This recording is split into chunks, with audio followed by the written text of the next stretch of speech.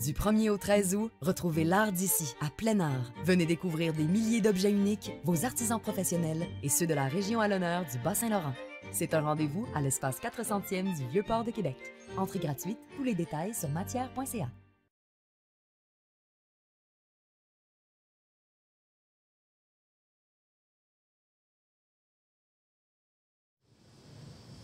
Bienvenue à Plein Art. Hein. On est au studio Métiers d'art. C'est Denis Martel qui vous accueille pour une nouvelle capsule. Cette fois-ci, nous sommes en compagnie d'Alicia Despins. Bonjour, Alicia. Bonjour. Alicia est conseillère élue dans le district de Vanier-du-Berger et présidente de l'arrondissement des Rivières pour Québec. Donc ça, c'est ton premier titre. Sinon, chose intéressante, de 2017 à 2021, Alicia, tu as été membre du comité exécutif de la Ville de Québec à titre de responsable de la culture, de la technoculture et des grands événements culturels. Donc, ça va être... Un beau mandat, oui. Oui, puis je le mentionne parce que ça va être particulièrement intéressant aujourd'hui dans le contexte de notre entrevue au cœur de Plein Art, qui se tient du 1er août au 13 août, évidemment. Vous êtes les bienvenus. Mais aussi... Tu es, depuis un certain temps, chef de l'opposition par intérim à la Ville de Québec. Donc ça, c'est un tout nouveau rôle pour toi. Oui, puis j'insiste sur par intérim. En fait, notre chef, Claude Villeneuve, est en congé de paternité. Donc, je le remplace essentiellement pour l'été jusqu'à début septembre à peu près. Puis ça me permet d'essayer quelque chose de nouveau. Donc, tu l'as mentionné, conseiller municipal, membre du comité exécutif, président de l'arrondissement des Rivières. Chef de l'opposition, même si c'est par intérim, je commence à avoir mes aises là, à l'hôtel de ville. Tu couvres gros, puis tu as un beau background côté culturel. Donc, tu vas pouvoir nous... C'est un peu l'angle qu'on veut se donner aujourd'hui pour notre discussion. C'est sur ces aspects-là qu'on veut t'entendre. Mais avant ça, Alicia, je serais curieux de voir, bien justement, mais même dans le contexte des métiers d'art, c'est quoi qu'est-ce qu'il y a de nouveau dans tes fonctions, justement, de chef de l'opposition comme ça? À quel niveau les arts tu as à travailler dans les dossiers d'art et de métiers d'art comme nouvelle chef de l'opposition? Bien, comme membre de l'opposition, d'abord et avant tout, c'est un renversement des rôles. Donc, on s'est fait un peu un cabinet fantôme à l'opposition. C'est la première fois que ça arrive, en fait, à la Ville de Québec, du moins dans l'histoire récente. Alors, je suis porte-parole de l'opposition officielle à l'Hôtel de Ville pour la culture. Donc, pour tu as encore ce profil-là, c'est tout à fait logique. Avec toutes sortes d'autres dossiers, notamment aqueduc, finances, etc. Mais c'est sûr que le dossier qui me tient à cœur, c'est les arts, c'est la culture. Puis pour moi, c'est une prolongation, en fait, de mon engagement du mandat 2017-2021, où là, j'étais responsable des dossiers au comité exécutif. Donc, je suis plus responsable des dossiers de la même façon, mais j'ai souhaité poursuivre cet engagement-là avec autant de passion là, que j'avais, en fait, dans le mandat. Ma curiosité, ma question est vraiment à savoir quelle place occupent les arts, par exemple, dans ton emploi du temps? Ça peut pas représenter. Est-ce que tu en parles à tous les jours? Est-ce que tu es interpellé ou est-ce que tu as à mettre le nez ou les mains dans un dossier sur les arts à tous les jours ou c'est quelque chose? C'est peut-être à deux volets parce que c'est sûr qu'en termes d'emploi du temps, ça a changé. J'ai plus des dossiers comme j'avais au comité exécutif, donc ça occupe plus mes semaines comme ça le faisait avant. Je suis présidente de l'arrondissement des Rivières, donc j'ai une nouvelle responsabilité pour laquelle je dois mettre davantage de temps. Président d'arrondissement, en fait, on essaie de garder une certaine uniformité, une certaine vision là, pour ce qui est de l'arrondissement, notamment quand on parle d'urbanisme ou d'enjeux. Puis c'est là que c'est intéressant, c'est mon expérience m'amène à vouloir amener davantage d'art, davantage de culture dans l'arrondissement des Rivières, qui était une mission que je m'étais un petit peu donnée dans les dernières années. Mais là, comme présidente, je suis capable de le faire, je suis capable d'en parler avec mes collègues, puis de prendre le temps qu'il faut pour développer ça, pour développer de l'animation, des places éphémères, ou du moins pour le revendiquer, parce qu'évidemment, il y a beaucoup de ça qui se passe quand on est au pouvoir, quand on est au conseil municipal, pas nécessairement quand on siège à l'arrondissement. Donc, cette vision-là de dire comment on peut décentraliser de la manière la plus positive possible, comment on peut amener davantage d'accessibilité à la culture dans des quartiers résidentiels, dans des quartiers qui ne sont pas nécessairement dans le centre-ville. L'accessibilité à la culture, c'est un point important. C'est un élément sur lequel vous travaillez. Ça vient de où ta passion pour l'aspect culturel? Parce que ça a eu l'air d'être un dossier qui t'a été transmis de façon naturelle, même lorsque vous étiez au pouvoir. Bien, oui, c'est ça. Ben, c'est sûr que moi, j'ai été très surprise là, quand Régis Labombe m'a donné ce dossier-là. Puis après, parce que j'ai jamais eu de filon artistique. J'ai jamais eu cette vocation-là, là, cet appel-là à l'art pour ce qui est de moi-même. T'es pas artiste Par toi-même. contre, je suis née dans une famille d'artistes. Ma mère est graphiste. Ma mère a étudié avec plusieurs artistes que je croise au quotidien au cégep là, en art visuel. Ma grand-mère écrit, le peint, puis même elle a lancé un recueil de poésie. Puis, son premier recueil à l'âge de 80 ans. Ma tante a fait de l'art social, puis je l'ai suivie, Jocelyne Barnabé, je l'ai suivie dans ses projets d'art social là, dès le secondaire. Donc, j'ai quand même navigué à travers ça. C'était une valeur qui était très, très ancrée chez nous dans la famille. Ma mère, elle nous amenait, puis ça, c'est un beau souvenir, là. Je ne sais pas, Denis, si ça te dit quelque chose, mais les ateliers de bricolage au Musée des beaux-arts du Québec. En bas? En bas, à l'époque, c'est ça, avec toujours en lien avec l'exposition qui était à l'affiche à ce moment-là. J'ai tellement eu de plaisir à faire ça, à faire les ateliers de bricolage, puis c'est un des souvenirs d'enfance là, qui m'est resté le plus ancré là, avec mon frère et ma sœur. C'est un petit peu ça le contexte. Je pense que j'ai toujours eu cette sensibilité-là qui me vient de ma famille. L'importance de rendre ça toujours plus accessible aussi à travers ça. Tu nous en parlais tantôt. C'est quoi les grands dossiers? Qu'est-ce qui se passe actuellement? Si tu avais à nous couvrir, à nous faire un portrait des préoccupations, des priorités culturelles à la Ville de Québec actuellement, que ce soit au pouvoir ou j'imagine que de toute façon, vous traitez tout ça avec une certaine collaboration. Hein? Tout le monde est pour toujours plus de culture. C'est quoi les grands dossiers en ce moment? Il y en a pas mal. Il y a pas mal de gros dossiers. C'est sûr qu'on sort de la pandémie, donc on s'en sort pas. Épuisement, ressources humaines, financement, retour des spectateurs dans les salles, etc. Ça, c'est tous des enjeux qui demeurent. Mais dans ce qu'il y a de plus, disons, de plus visible, peut-être, c'est les grands projets d'infrastructure. Donc, la bibliothèque Gabriel-Leroy qui va réouvrir très prochainement, dans quelques mois à peine. Il y a aussi des projets, évidemment, dans les bibliothèques parce que c'est plus de compétences municipales, mais la Ville de Québec investit dans d'autres projets. Le Théâtre des Gros-Becs, qui est en construction présentement. Il y a d'autres organismes aussi qui sont à la recherche de lieux qui ont besoin de cet espace-là, qui sont pour l'instant un peu itinérants, qui se promènent de lieu en lieu, mais qui ont besoin, qui revendiquent un espace qui leur est propre. Je pense à Maniftar, je pense au Centre de valorisation du patrimoine vivant. Donc, à terme, de développer ces espaces culturels-là dédiés à la bande dessinée, par exemple, à la photo. Je pense que ça va être un très beau chantier. Là. On a besoin de ces espaces-là pour se retrouver, puis pour découvrir, puis pour rendre ça accessible, comme on dit. C'est quoi le rôle des élus? C'est quoi le rôle de la Ville, justement, auprès de la culture?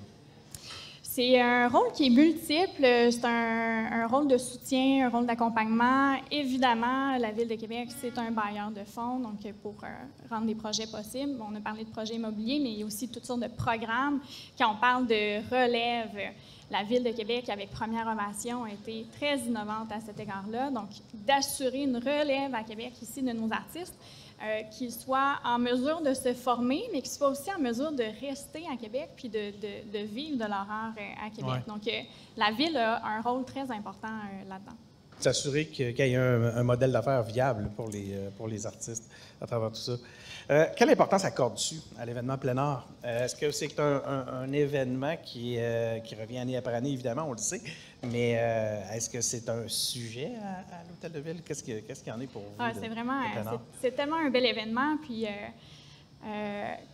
il y a, j'ai parlé de Première Ovation, puis pour moi, c'est vraiment un sujet, un programme important parce qu'il y a des volets là-dedans qu'on veut développer, dont on veut prendre soin aussi, puis il y a un volet métier d'art.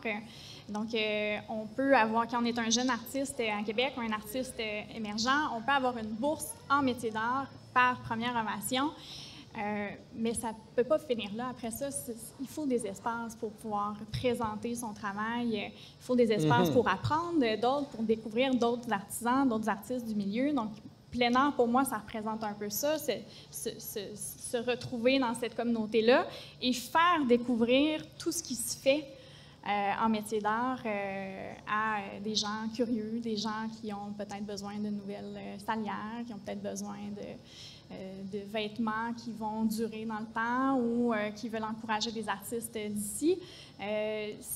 De perpétuer aussi le savoir, le savoir-faire, les connaissances, parce que plein art, des fois, pour ceux qui ne sont pas venus dans les années plus récentes, vont peut-être avoir en tête comme plus un salon d'exposants, ce qui est très bien. Mais plein air, c'est beaucoup plus. Au final, il y a tellement d'ateliers pour pouvoir apprendre, pour pouvoir aller pousser plus loin. Exactement, c'est ça. Bon, on entendait toutes sortes de choses tantôt, là, des bruits de scie à chaîne, qu'est-ce qui se passe dans ce coin-là. Mais c'est ça qui est intéressant, comment ça se construit, cet objet-là.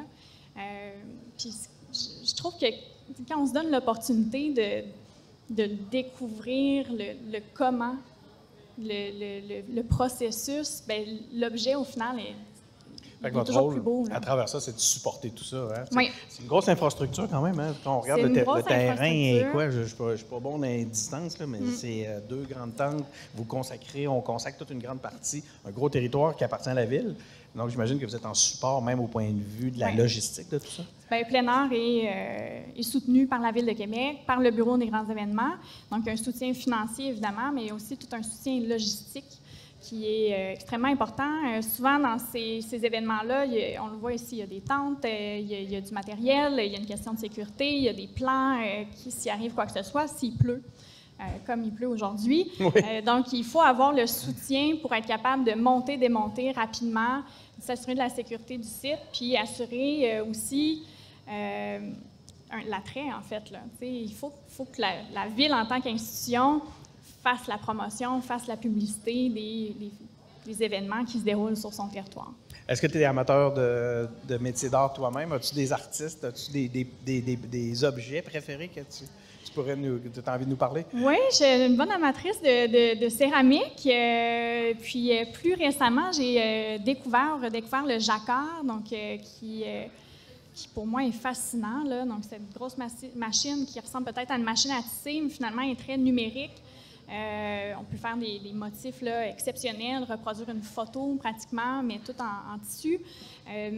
Pour ce qui est des artistes, j'ai un faible, c'est sûr, j'ai un faible pour la relève en général, surtout des jeunes femmes ou des personnes non-binaires qui sont tout juste finissant de l'École des métiers d'art. Je pense à Joanne Larouche, à Alissa Bilodeau, qui font des choses exceptionnelles, qui sont déjà en galerie par Art Production, la galerie Chiguère. Donc, on peut déjà admirer leurs œuvres, puis ils sont comme à mi-chemin entre le milieu de l'artisanat et le milieu de l'art contemporain. Puis ça, je trouve ça tellement intéressant de venir brouiller un peu là, cet espace-là, de redonner des lettres de noblesse à des objets du quotidien ou de réinventer complètement des matériaux. Je trouve que ce qu'ils font, c'est vraiment fascinant. Tu parlais du jacquard. Oui. C'est un... parce que tantôt, on voyait, quand je t'ai présenté, on disait que tu avais aussi été responsable du dossier technoculture. Donc, cette notion-là de numérique, comme je sais pas, d'évolution, de transformation numérique de certains métiers, c'est aussi un élément sur lequel tu as de l'intérêt, pour lequel tu t'es impliqué. Bien, beaucoup d'intérêt, puis mettons d'un point de vue philosophique, c'est comment on fait pour s'assurer que le numérique ne tue pas la culture, disons. Ouais. C'est drôle, on avait cette thématique-là l'an passé. C'est ça, on le présente souvent comme ça, puis pourtant, mais le numérique, c'est comme n'importe quoi. Là. Finalement, c'est juste un outil qu'on peut utiliser de la bonne ou de la mauvaise façon, qui peut nous aider ou qui peut ne pas nous aider selon qu'est-ce qu'on en fait. Moi, je pense que fondamentalement, le numérique est une opportunité exceptionnelle pour transformer, pour faire la recherche, la création, pour pousser ça encore plus loin. Fait que je pense qu'il y a des opportunités incroyables, puis on commence déjà à le voir dans certains métiers. Il y a des gens qui font des tasses comme ça en impression 3D. Je trouve ça fascinant. Le tissage. Du tricot. Oui. Avec je me suis fait présenter des machines l'an passé que je pensais jamais que ça existait, là, des trucs assez complexes qui permettent justement de faire des œuvres. Tu as l'impression que c'est de l'imprimer, mais c'est vraiment c'est vraiment tissé. Mais finalement, c'est une technique supplémentaire. C'est ça. Qu'on a dans notre coffre à outils pour créer une œuvre ou créer un objet. Là. Cette question-là, à savoir est-ce que le numérique, est-ce que la technologie est une menace au métier d'art? Si on embrasse les nouvelles technologies et qu'on les explore et on les met à profit, mais à ce moment-là, on est rendu que c'est une opportunité. C'est ce que tu nous dis. Comment encourages-tu la collaboration et l'innovation au sein de la communauté artistique de Québec? En fait, je demande même, là, je dis tu, mais Québec, là, vous, les élus, c'est quoi votre rôle pour encourager? Qu'est-ce que vous faites pour encourager l'innovation? Bien, c'est sûr que pour moi, ça passe beaucoup par les programmes qui sont offerts. Tantôt, tu as parlé de quelques subventions.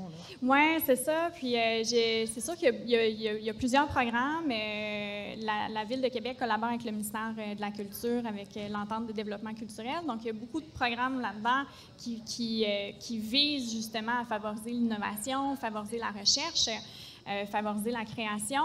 En pandémie, un des programmes qu'on a mis de l'avant, qui est resté à mon plus grand bonheur, c'est une bourse de recherche et création. Donc, souvent, quand il y a des subventions pour les artistes, le subventionnaire, l'institution publique va s'attendre à avoir un résultat à la fin. Donc, il va donner une bourse pour qu'un artiste aille faire une exposition à quelque part. Mais il y a un processus tellement complexe avant ça qu'on appelle la recherche ou la démarche artistique qu'il ne faut pas oublier.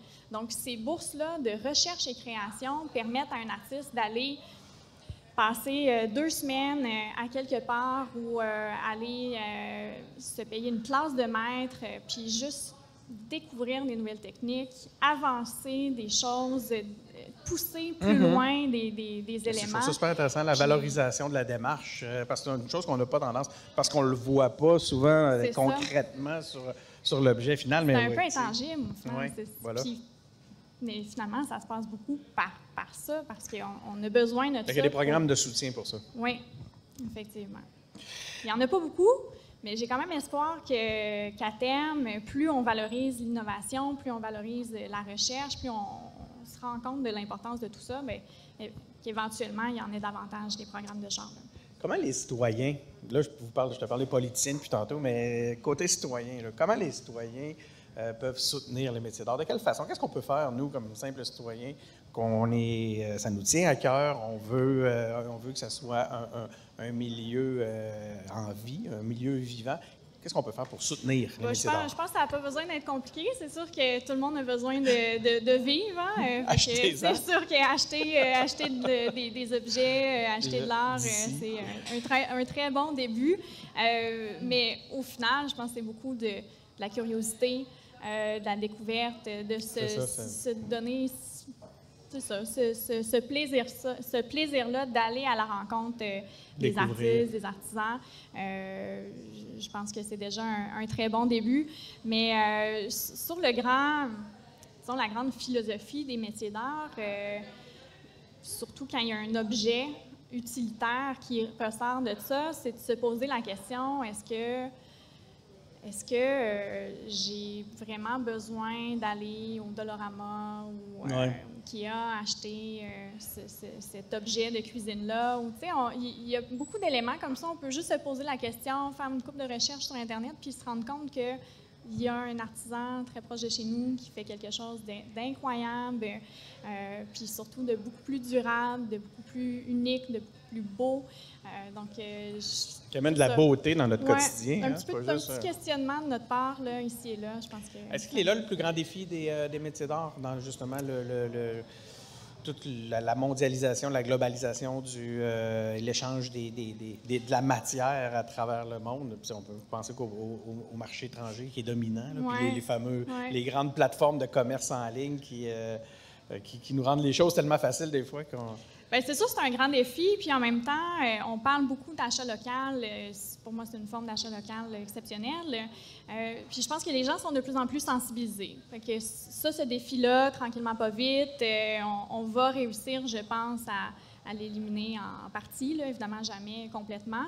Mais pour moi, le défi des métiers d'art, c'est la relève, c'est la transmission du savoir, la transmission des connaissances. Puis il ne faut pas perdre ça. Puis, pour moi, les métiers d'art, c'est une forme de patrimoine vivant au final. Là, on a des techniques qui nous sont propres, qui ne sont pas simples. Non, de les ça. transmettre à d'autres.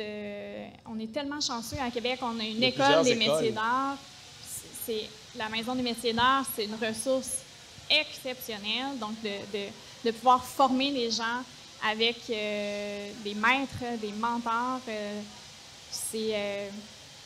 je pense que ça, c'est le plus grand défi à mes yeux, mais on a les outils là, pour pouvoir y arriver. On entend les ateliers. Tantôt, tu parlais d'ateliers. On Oui, entend on les voit la scie à ateliers de chaîne, sculpture sur sa chaîne, avec scie à chaîne.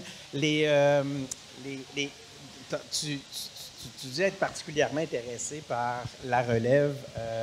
Si tu avais un conseil à donner aux jeunes qui nous écoutent, qui sont en train d'intégrer là, ce milieu-là, parce que c'est des passionnés de métiers d'art, tu avais une chose à leur dire, ce serait laquelle?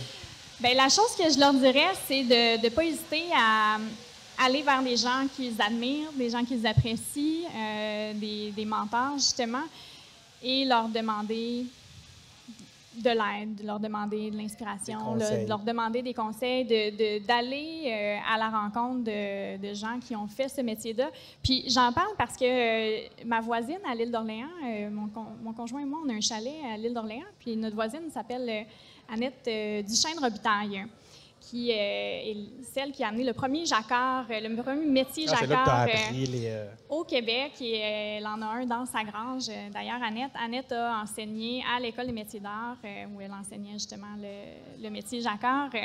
Puis moi, ce que je sens de cette personne-là, qui est représentative, je crois, de toute une génération, c'est qu'il souhaite cette relation-là. Il souhaite transmettre tout leur bagage. Fait que c'est vraiment ça mon conseil, exactement. Gênez-vous pas, puis allez les voir, allez leur demander. C'est juste ça qu'ils demandent. C'est vrai aussi pour tous les amateurs qui circulent ici. Là, c'est pas juste une question d'acheter. Je pense que c'est apprécié quand on démontre notre intérêt, quand on pose des questions, quand ça supporte. C'est aussi une façon de supporter les métiers d'art et l'art d'ici. Merci beaucoup, Alissa. C'est déjà tout.